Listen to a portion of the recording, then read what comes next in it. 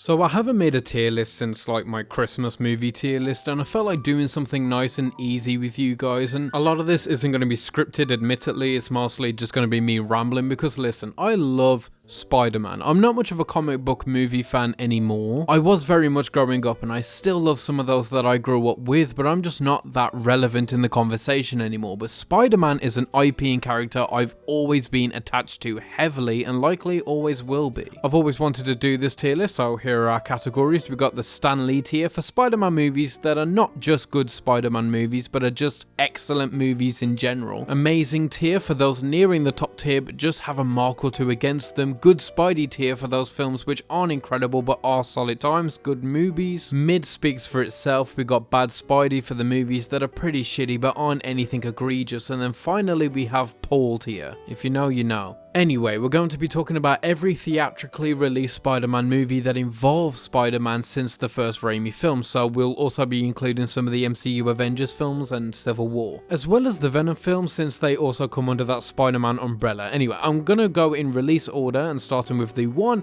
and only Spider-Man from 2002, and dude, this is my childhood. Tobey Maguire has always been my favourite Spider-Man, and I know I have some huge bias on that because he was the Spider-Man that I grew up with. I mean, the DVDs that I had of these grew on me so much as a child and they stayed in rotation. But then as I got older, Raimi became one of my favorite directors. I love the Evil Dead films. I love Darkman, you know, so he's always been very good to me as a film lover. So to see his style bleed into something that I love as much as Spider-Man is always going to be magical to me, and the casting all round is perfect. I mean, Aunt May is brilliant, Uncle Ben is brilliant, Willem Dafoe as Green Goblin and Norman Osborn is some of my favorite castings of all time, not to mention J.K. Simmons as J. Jonah Jameson, one of the best castings in not just a comic book movie but just movie in general of all time. He is perfect. Every line of dialogue is funny and crisp. I can't imagine someone else doing this nearly as well, and I like the goofy and corny aspects of the Raimi style in this. It feels like a comic book. There's clearly a lot of love put into it. It has a huge respect for the source material, and I believe that Raimi does love this character. Although I will say the organic webs, now that I've grown up and I've read Spider-Man comic books and seen other Spider-Man movies, the organic webs are crazy. They're insane. They are kind of gross, but also they are so Raimi that I have to respect them. I kind of love them. And this film just feels truly cinematic. It's influenced every comic book movie after. It was that successful. It was that good. There's a gorgeous score, and obviously it's going into the Stan Lee tier. It's just movie magic. I mean, I just love that, like, even in the final fight when they're fist fighting, you can really feel the impact of being punched by a superhuman. So yeah, Stan Lee tier,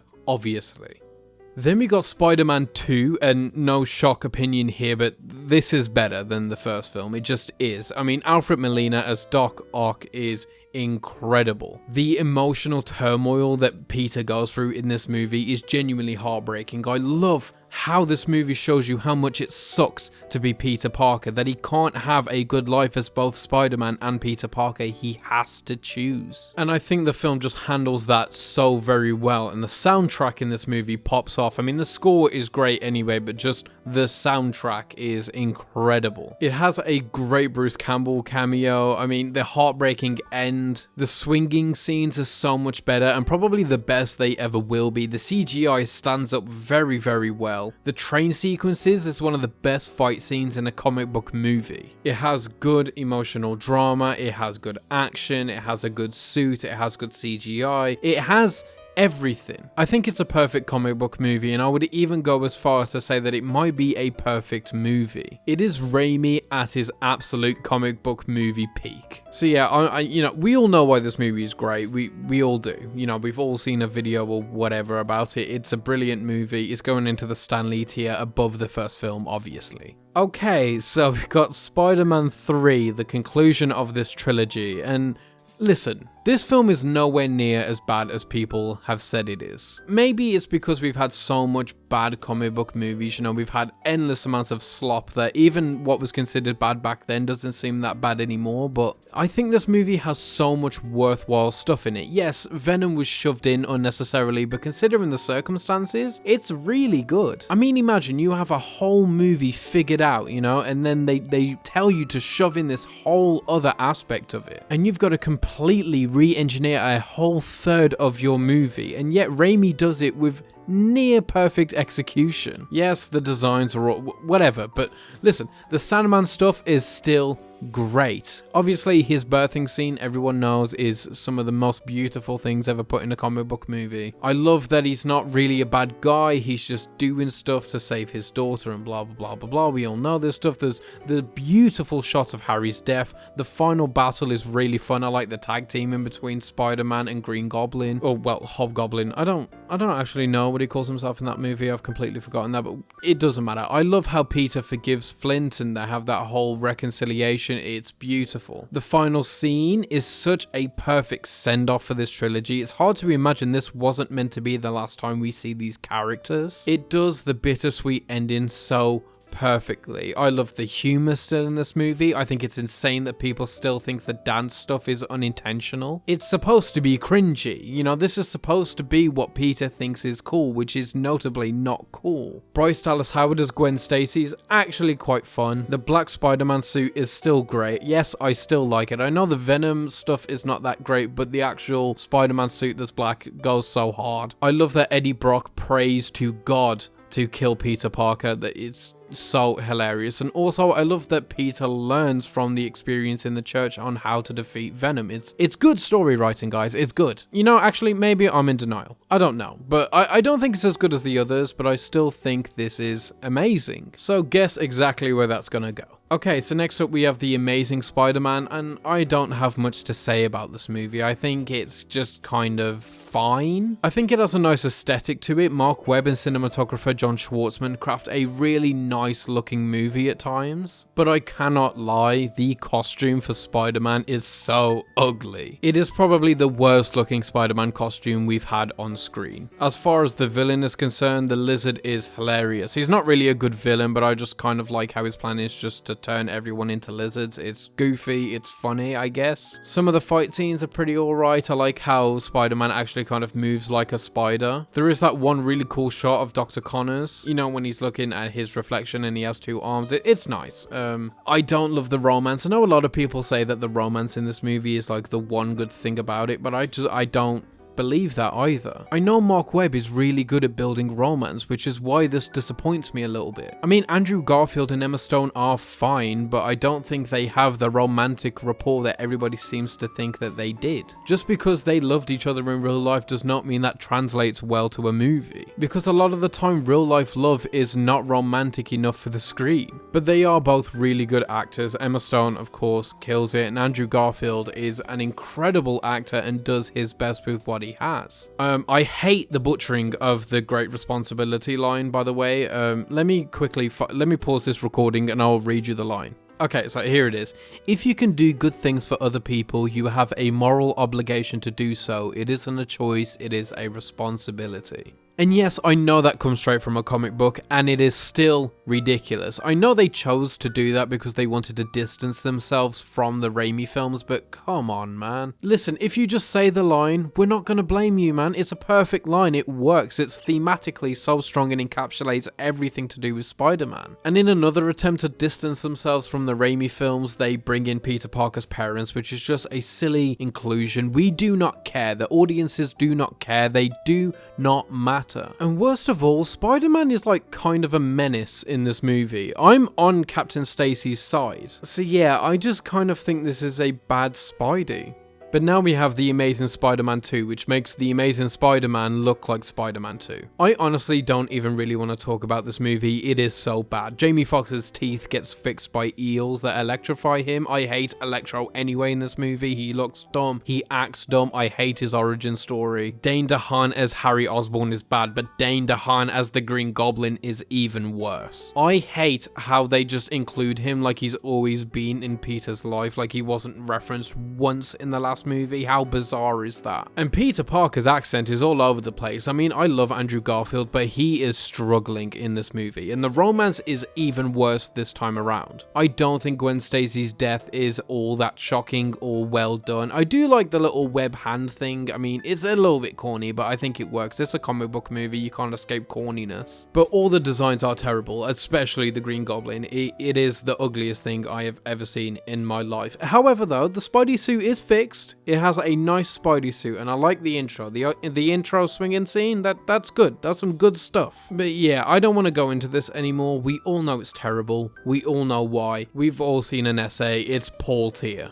Okay, so now we have the first MCU film, Civil War. So this is where MCU Peter is revealed, and he's cute here. He feels teenaged for the first time ever. I love his rapport with Tony here. I can see why they felt obligated to do this in every movie. I know it gets a little overbearing and it does get a little bit silly. He is just Iron Man Jr., but I do understand why they felt obligated to do it because it does really work very well here. His action scenes are super cool and he truly feels like Spider-Man. He quips. The quips are here, you know, everyone loves saying quips. The quips are here, you know. Also, I like how he talks about Empire Strikes Back like he barely knows it, you know, but in the later films he's like some kind of Star Wars nerd. It's just a bit strange, but I do like how they show his Spidey sense in this film, like it's so natural, and they show how easy it is for him to fight Bucky and Falcon. It's like he's sleepwalking through the fight. His fanboy energy just feels right to the character, but overall the film is just kind of whatever, because I'm not judging these films on their Spider-Man specifically, I'm judging them as films. And this was a huge event at the time, but nowadays it just seems kind of small. The politics are interesting, it's sad we never see them really discuss it more than one or so scenes, because you know, in the comic this is a large scale event, it is huge. So there, you know, the conflict is more laid out, but in this film we get like one boardroom where they discuss it a little bit. But what is there is pretty fine, so it's whatever. The Black Panther stuff is cool, I like his introduction. The plot twist is fun, you know, but I don't know, I just don't ever want to watch this movie. I will never purposely go out of my way to see it unless I'm doing like an MCU watch through. It's kind of mid. The Spider-Man stuff is great, but that's the best thing about it really. So yeah, mid.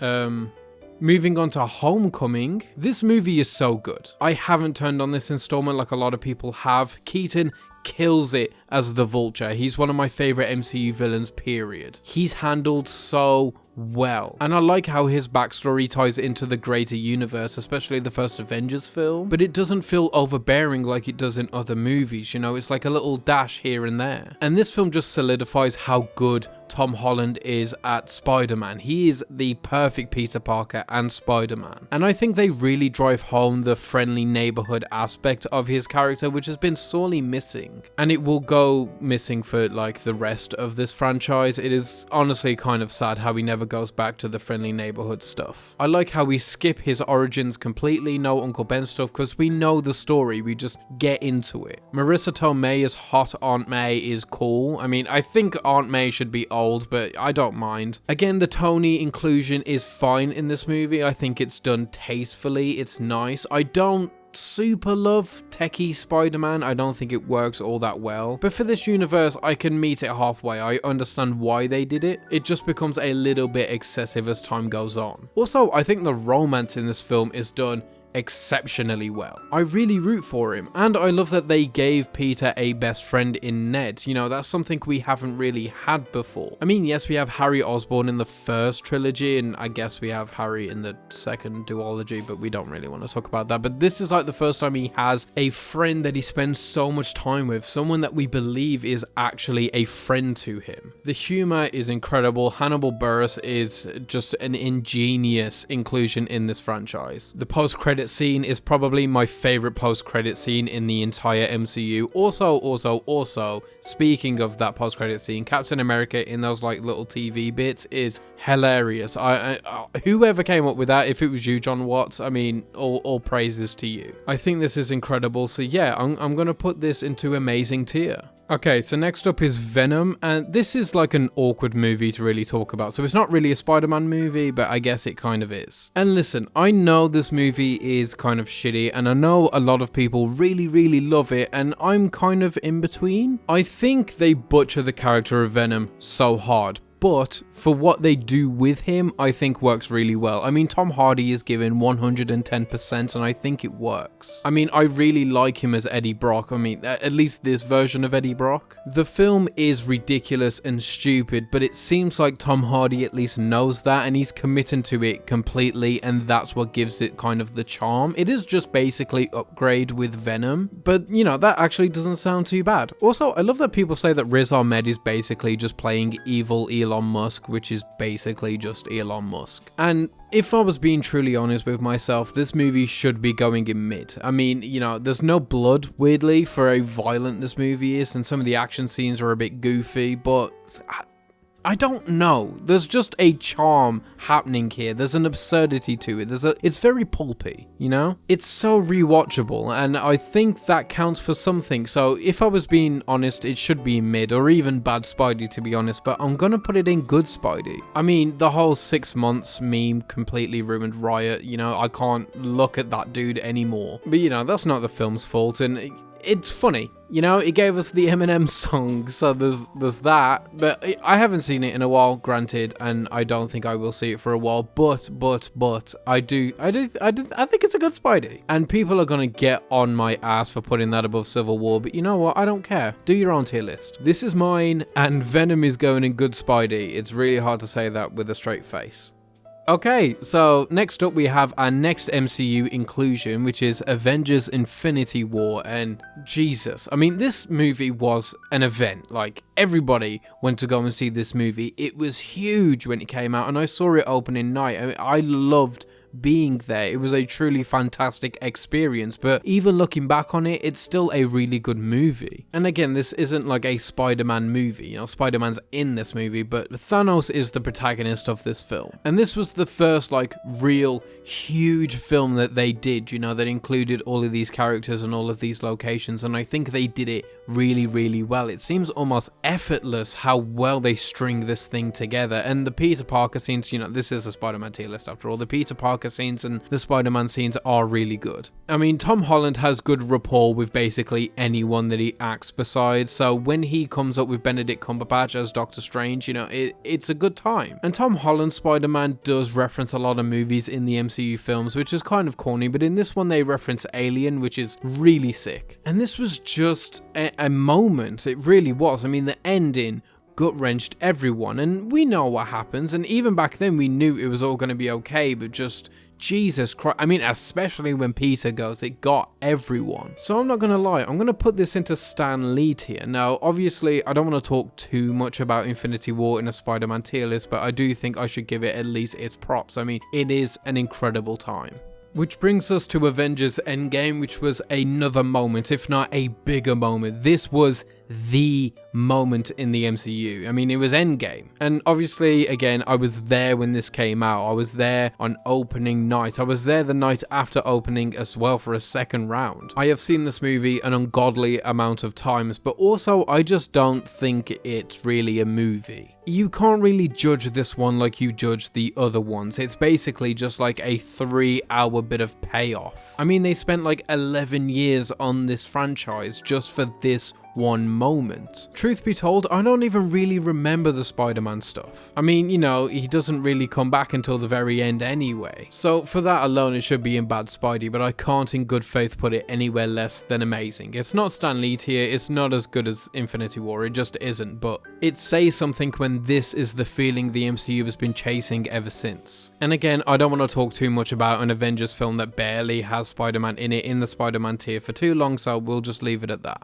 Okay, so moving on to Spider-Man Into the Spider-Verse, and this movie changed my life. Listen, I've always loved Spider-Man, I've always loved Miles Morales, you know, whatever, but this film was just an industry shaker. I mean, the way they animated this was never done before, and it's been repeated now a million times outside of this franchise. I mean, you know a movie's good when it gets imitated almost immediately within its medium. I think it has one of the strongest emotional cores that any Spider-Man movie has. I love that we get new villains for this one, like Kingpin and the Prowler. We've not really seen them before. And most of all, this movie understands what it means to be a Spider-Man movie. Jake Johnson as Peter B. Parker is one of my favorite interpretations of Spider-Man, period. Just a down on his luck, past his time Spider-Man. We've never got to see that on the big screen, and I love the humor. John Mulaney is in this movie, Nick Cage is in this movie, and they're both giving absolute 100. And this movie is just infectious. Now, admittedly, I didn't see this when it first came out on the big screen. I didn't see it until like maybe a year later, and I felt gross that it took me that long to watch it. That week alone, I saw it like 6 times. It instantly dropped into my top 100. It wasn't even really a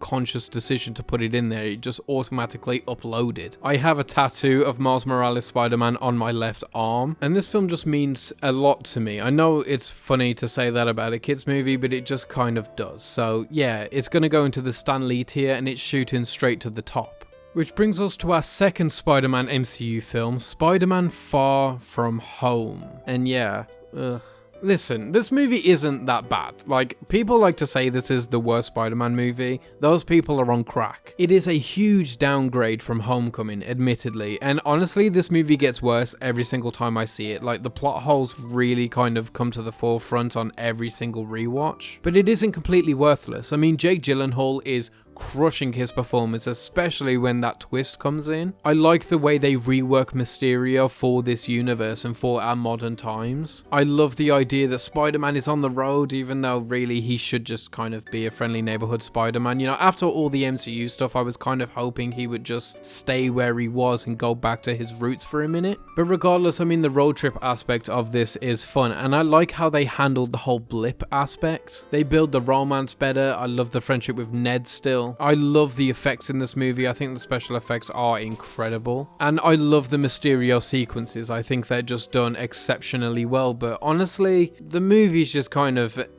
Like I said, I will never go out of my way to watch this film. I just won't. There are days where I would want to watch Homecoming or days where I want to watch Spider-Man 2, but there is never going to be a day where I want to watch Spider-Man No Way Home. I think it's just a little bit lazy. I don't think they're doing anything really revolutionary with the character. Not much development actually happens. I mean, we are dealing with the death of Tony, which was a big figure in Peter's life, and you would think by now that we're finally letting him go, but we just can't. And like I said, the holes in the plot really come forward on every single rewatch, so I can't watch this again because it might even go down on this tier list. So I'm gonna stick it in mid and hope it stays there.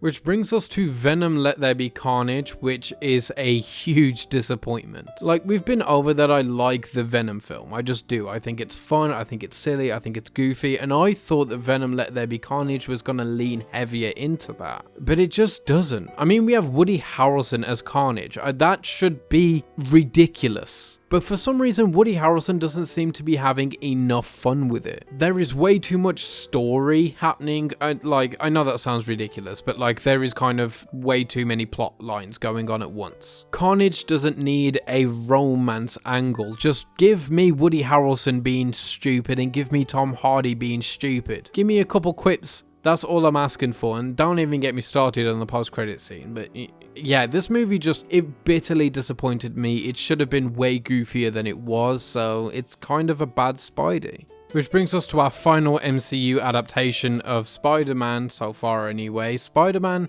No Way Home. And yikes. I mean, I don't know, man. Like, this movie at the time was really exciting for me to see, Toby back and even to see Andrew back. And at the time in the cinema, it was great. And this is a movie I've seen one time since then, and Jesus Christ, does this movie fall apart. It does not work at all. This movie works as a theater experience, and that alone. Like, there are so many awkward pauses for, like, audience celebration that it kind of becomes really awkward to watch at home. The CGI is also ugly. Like, this movie is horribly lit. It is ugly as shit. Now, I know they probably put a huge rush on this film, but like, Jesus Christ, this movie looks bad. The only real redeeming factors of this movie is all of the Spider-Men being together and their rapport is quite fun, and also having back Willem Dafoe and Alfred Molina, and especially Willem Dafoe, because he